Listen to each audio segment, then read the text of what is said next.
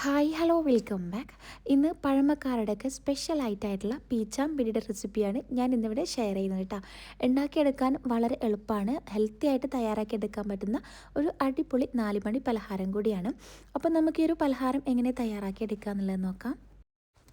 അപ്പോൾ ഈ ഒരു പലഹാരം ഉണ്ടാക്കിയെടുക്കാൻ വേണ്ടിയിട്ട് ഞാനിവിടെ ഒരു ബൗളിലേക്ക് കുറച്ച് ഗോതമ്പൊടി ചേർത്ത് കൊടുത്തിട്ടുണ്ട്. ഗോതമ്പൊടി അല്ലാന്നുണ്ടെങ്കിൽ രാഗിപ്പൊടി വെച്ചിട്ടും നമുക്കൊരു പലഹാരം ഉണ്ടാക്കിയെടുക്കാവുന്നതാണ്. ഇനി ഇതിലേക്ക് ഒരു പിഞ്ചളവിൽ ഉപ്പ് ചേർത്ത് കൊടുത്തിട്ടുണ്ട്. ഗോതമ്പൊടി അല്ലെന്നുണ്ടെങ്കിൽ രാഗിപ്പൊടി എടുക്കുകയാണെന്നുണ്ടെങ്കിൽ നിങ്ങളുടെ ഇഷ്ടത്തിനനുസരിച്ച് അളവ് കൂട്ടിയെടുക്കുക കേട്ടോ. ഇനി ഇതിലേക്ക് കുറച്ചധികം തന്നെ തേങ്ങ ചിരകിയത് ചേർത്ത് കൊടുക്കാം. തേങ്ങ ചിരകിയത് കുറഞ്ഞു പോകണ്ട, കൂടുതലായാലും കുഴപ്പമില്ല. കാരണം ഈ ഒരു പിടിക്ക് തേങ്ങ കൂടുതലായിട്ട് ഉണ്ടാകുമ്പോഴാണ് ടേസ്റ്റ് ഉണ്ടാവുക. ഇനി അതിലേക്ക് ജീരകവും, അതായത് ചെറിയ ജീരകവും പിന്നെ ഏലക്കായും കൂടി മിക്സ് ആക്കിയിട്ട് നല്ലോണം ഫൈനായിട്ടൊന്ന് പൊടിച്ചെടുത്തിട്ടുണ്ടായിരുന്നു. അതിൽ നിന്ന് കുറേശ്ശെ ഈ ഒരു പൊടിയിലേക്ക് ചേർത്ത് കൊടുക്കുക കേട്ടോ. ഒരു അര സ്പൂണോളൊക്കെ മതിയാകും. അപ്പോൾ അതും കൂടി ചേർത്ത് കൊടുത്തിട്ടുണ്ട്, നല്ലൊരു ഫ്ലേവറിന് വേണ്ടിയിട്ടാണ്. ഇനി അല്ലാന്നുണ്ടെങ്കിൽ ഏലക്കാപ്പൊടി മാത്രമായിട്ട് ചേർത്ത് കൊടുത്താലും മതി. ഇനി ഇത് നല്ലോണം ഒന്ന് കുഴച്ചെടുക്കണം. അതിനായിട്ട് ഇതാ ഞാനിവിടെ ശർക്കരപ്പാനിയാണ് എടുത്തിട്ടുള്ളത്. നല്ലോണം തിളച്ച ശർക്കരപ്പാനി തന്നെ ഇതിലേക്ക് ഒഴിച്ചു കൊടുക്കാനായിട്ട് നോക്കുക. എങ്കിൽ മാത്രമേ നല്ല സോഫ്റ്റായിട്ട് നമുക്കൊരു പിടി കിട്ടുള്ളൂ കേട്ടോ. നമ്മളിവിടെ അവിയിലാണ് വേവിച്ചെടുക്കുന്നത്, അതുകൊണ്ട് തന്നെ നല്ല സോഫ്റ്റായിട്ട് കിട്ടണമെന്നുണ്ടെങ്കിൽ തിളച്ച ശർക്കരപ്പാനി തന്നെ ഒഴിച്ചു കൊടുക്കാനായിട്ട് നോക്കുക. അപ്പോൾ ഇതിലേക്ക് കുറേശ്ശായിട്ട് ഒഴിച്ചു കൊടുക്കണം. ഒരുപാട് ഫസ്റ്റ് ആദ്യം തന്നെ ഫുള്ളായിട്ട് ഒഴിച്ചു കൊടുക്കാതെ കുറേശ്ശായിട്ട് ഒഴിച്ചു കൊടുത്തിട്ട് ഇതുപോലെ ഒന്ന് കുഴച്ചെടുക്കാം. പിന്നീട് കൈ കൊണ്ട് തന്നെ നല്ലോണം സോഫ്റ്റായിട്ടൊന്ന് കുഴച്ചെടുക്കണേ. പിന്നെ ഈ ഒരു മാവിൻ്റെ പരുവെന്ന് പറഞ്ഞിട്ടുണ്ടെങ്കിൽ നമ്മൾ സാധാരണ ചപ്പാത്തി മാവൊക്കെ ഉണ്ടാക്കിയെടുക്കുന്നതിലും കുറച്ച് ലൂസായിട്ട് വേണം. അത്രയും ടൈറ്റ് വേണ്ട, എന്നാൽ ഒത്തിരി ലൂസായിട്ടും വേണ്ട കേട്ടോ. നമുക്ക് കയ്യിൽ വെച്ചിട്ട് ആ ഒരു പിരിയുടെ ഷേപ്പാക്കി എടുക്കാനായിട്ട് പറ്റണം, അത്രയും മതി. എന്ന് വെച്ചിട്ട് ലൂസായിട്ടുണ്ടെന്നുണ്ടെങ്കിൽ നമുക്ക് അതുപോലെ ഷേപ്പാക്കി എടുക്കാനായിട്ട് പറ്റില്ല, പെട്ടെന്ന് തന്നെ കുഴഞ്ഞു പോകും. അപ്പോൾ ഇതുപോലെ ആയിരിക്കും നമുക്ക് ആ ഒരു മാവിൻ്റെ പരുവെന്ന് പറഞ്ഞിട്ട് കേട്ടോ. ഇനി ഈ ഒരു മാവ് ഇതിൽ നിന്ന് കുറേശ്ശെ ചെറുതായിട്ട് ഒരു ബോൾസാക്കി എടുത്തതിന് ശേഷം കയ്യിൽ വെച്ചിട്ട് ഇതുപോലെ അങ്ങ് പ്രസ്സാക്കി കൊടുത്താൽ മതി. ഒന്നിങ്ങനെ ഇതുപോലെ നമ്മൾ കൈ വെച്ചിട്ട് ഇതുപോലെ ആ ഒരു വിരലിൻ്റെ അടയാളമൊക്കെ വരുന്ന രീതിയിൽ ജസ്റ്റ് ഒന്ന് പീച്ചി കൊടുക്കുക, അങ്ങനെ പറയില്ല, അങ്ങനെ ഒന്ന് ചെയ്ത് കൊടുത്താൽ മതി. അപ്പോൾ എല്ലാതും ഇതുപോലെ ഞാൻ ചെയ്തെടുത്തിട്ടുണ്ട്. അപ്പോൾ ചെറിയ ബോൾസാക്കി എടുക്കണമെങ്കിൽ അങ്ങനെ ചെയ്തെടുക്കുക, ഇനി വലുതാക്കി എടുക്കണമെന്നുണ്ടെങ്കിൽ അങ്ങനെയും ചെയ്തെടുക്കാം. അപ്പോൾ എല്ലാം നമുക്കിതാ ഇതുപോലെ ഷേപ്പാക്കി എടുക്കാം.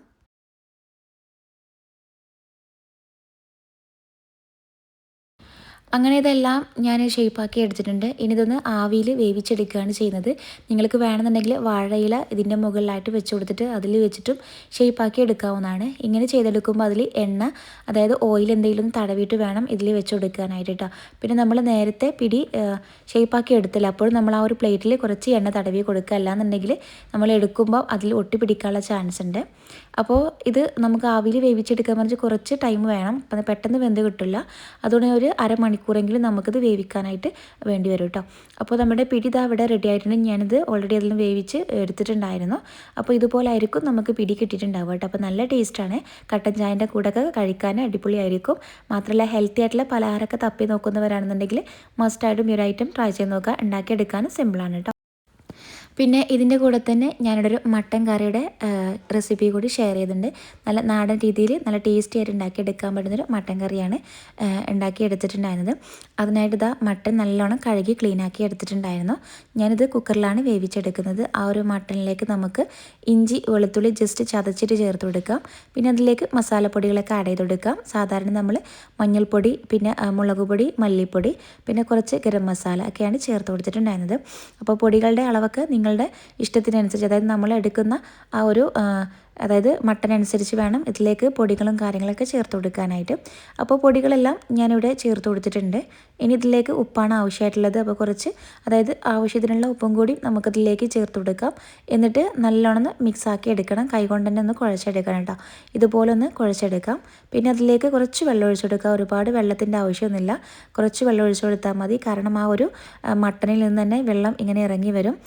പിന്നെ കുക്കറിലും കൂടി ആകുമ്പോൾ കൂടുതലായിട്ടും വെള്ളം ഉണ്ടാകും. അപ്പോൾ അതുകൊണ്ട് ഒരുപാട് വെള്ളം ഒഴിച്ചെടുക്കേണ്ട ആവശ്യമൊന്നുമില്ല, കുറച്ച് വെള്ളം ഒഴിച്ചു കൊടുത്തിട്ട് ഇതുപോലെ കൈകൊണ്ട് നല്ലോണം കുഴച്ചെടുക്കുക, അതായത് മിക്സാക്കി എടുക്കുക.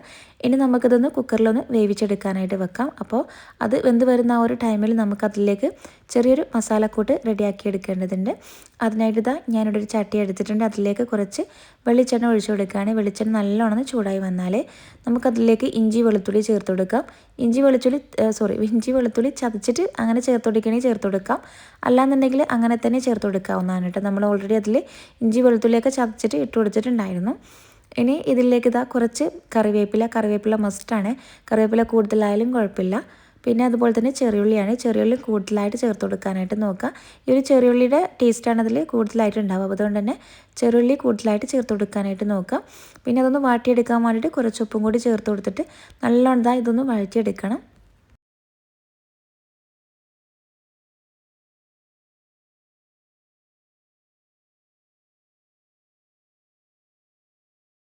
അപ്പോൾ ചെറിയുള്ളിയൊക്കെ ഏകദേശം ഇങ്ങനെ വാടി വന്നിട്ടുണ്ട്, അതായത് വഴറ്റിയെടുത്തിട്ടുണ്ട്. ഇനി അതിലേക്ക് ഒരു വലിയുള്ളിയും കൂടി ഞാനിവിടെ ചേർത്ത് കൊടുത്തിട്ടുണ്ടായിരുന്നു കേട്ടോ. അപ്പോൾ നിങ്ങൾ ചെറുള്ളി കൂടുതലായിട്ട് എടുക്കുകയാണെന്നുണ്ടെങ്കിൽ വലിയുള്ളിയുടെ ആവശ്യമില്ല. അപ്പോൾ ഞാനിവിടെ ഒരു വലിയുള്ളി ഇതിലേക്ക് ചേർത്ത് കൊടുത്തിട്ടുണ്ട്. അതും നല്ലോണം നൈസായിട്ട് കട്ട് ചെയ്തിട്ട് ചേർത്ത് കൊടുക്കുകയാണ് ചെയ്തിട്ടുണ്ടായിരുന്നത്. അപ്പോൾ അതും നല്ലോണം അങ്ങ് വഴറ്റിയെടുത്തിട്ടുണ്ടായിരുന്നു. ഇനി ഇതിലേക്ക് നമുക്ക് വീണ്ടും മസാലപ്പൊടികൾ കുറച്ച് ചേർത്ത് കൊടുക്കുക, ഒരുപാടൊന്നും വേണ്ട.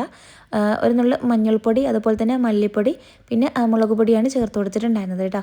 പിന്നെ ഒരു മുളക് പൊടിക്ക് പകരമായിട്ട് നിങ്ങൾക്ക് വേണമെന്നുണ്ടെങ്കിൽ കുരുമുളക് പൊടി ചേർത്ത് കൊടുക്കാവുന്നതാണ്. അപ്പോൾ ഞാനിവിടെ മുളക് പൊടി തന്നെയാണ് എടുത്തിട്ടുണ്ടായിരുന്നത്. അപ്പോൾ എല്ലാ പൊടികളും ചേർത്ത് കൊടുത്തിട്ട് നമുക്ക് നല്ലോണം വഴറ്റിയെടുക്കാം. അതായത് അതിൻ്റെ ആ ഒരു പച്ചമണം, ഈ ഒരു പൊടികളുടെ പച്ചമണക്കം മാറി വരുന്നവരെ കുറച്ച് സമയം ഇതുപോലെ ഒന്ന് ഇളക്കി കൊടുക്കണം. ഇനി ഇതിലേക്ക് നമുക്ക് തക്കാളി ചേർത്ത് കൊടുക്കാം കേട്ടോ. ഒരു തക്കാളിയാണ് ഞാനിവിടെ ചേർത്ത് കൊടുത്തിട്ടുണ്ടായിരുന്നത്. അപ്പോൾ ഈ ഒരു പൊടികളുടെ മണമൊക്കെ മാറി വന്നാൽ നമുക്കതിലേക്ക് തക്കാളി ചേർത്ത് കൊടുക്കാം. അപ്പോൾ തക്കാളി ചേർത്ത് കൊടുത്തിട്ട് നല്ലോണം അടച്ച് വെച്ചിട്ട് ആ ഒരു തക്കാളി നല്ലോണം വേവിച്ചെടുക്കണം.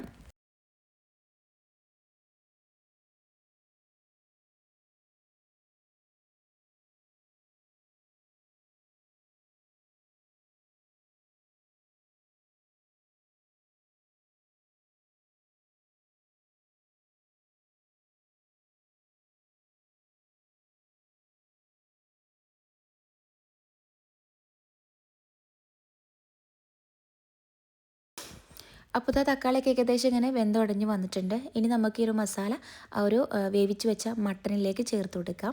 പിന്നെ ഞാൻ ആദ്യം വിചാരിച്ചത് ഈ ഒരു കുക്കറിൽ തന്നെ ഇങ്ങനെ വറ്റിച്ചെടുക്കാമെന്നാണ് വിചാരിച്ചിരുന്നത്.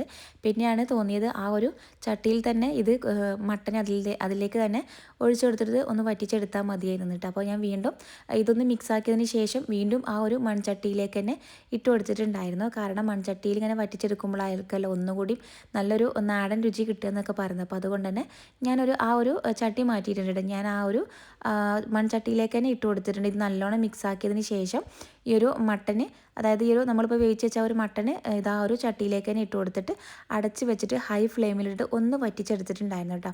നമുക്കതിൽ ആ ഒരു വെള്ളമൊക്കെ നല്ലോണം വറ്റിച്ചെടുക്കണം. അപ്പോൾ ചെറിയ തീയിലിട്ടിട്ടോ അല്ലാന്നുണ്ടെങ്കിൽ ഹൈ ഫ്ലെയിമിലിട്ടാണെങ്കിൽ നമ്മൾ ഒപ്പം തന്നെ നിൽക്കണം. അടിയിലൊന്നും പിടിക്കാതിരിക്കാൻ വേണ്ടിയിട്ട് നമ്മൾ എപ്പോഴും ഇങ്ങനെ ഇളക്കി കൊടുക്കണം.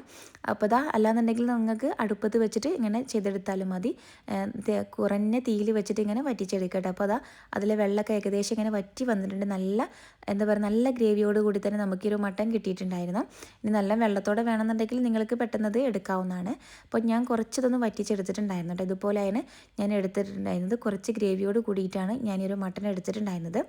അപ്പോൾ ഏറ്റവും ലാസ്റ്റായിട്ട് അതിലേക്ക് കുറച്ച് മല്ലിയിലയും കൂടി ഇട്ട് കൊടുക്കുക കേട്ടോ. അപ്പോൾ നമ്മുടെ മട്ടൻ കറി ഇവിടെ റെഡി ആയിട്ടുണ്ട്. അപ്പോൾ എന്തായാലും ട്രൈ ചെയ്ത് നോക്കുക, നല്ല ടേസ്റ്റാണ്. അപ്പോൾ പൊറോട്ട അല്ലാന്നുണ്ടെങ്കിൽ അപ്പത്തിൻ്റെ കൂടെയൊക്കെ ബെസ്റ്റാണ്. അപ്പോൾ ട്രൈ ചെയ്ത് നോക്കിയിട്ട് ഫീഡ്ബാക്ക് അറിയിക്കാനൊന്നും മറക്കല്ല കേട്ടോ.